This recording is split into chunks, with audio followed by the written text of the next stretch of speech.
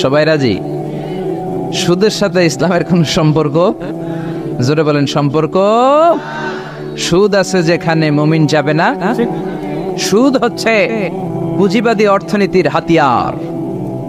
দমন নিপীড়নের মূল মাধ্যম হচ্ছে সুদ।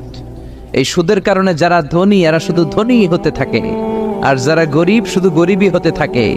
ইসলাম চায় না যে রাস্তার এক পাশে পাঁচতলা আর এক পাশে থাকবে গাছতলা। চিল্লা এখন ঠিক কিনা?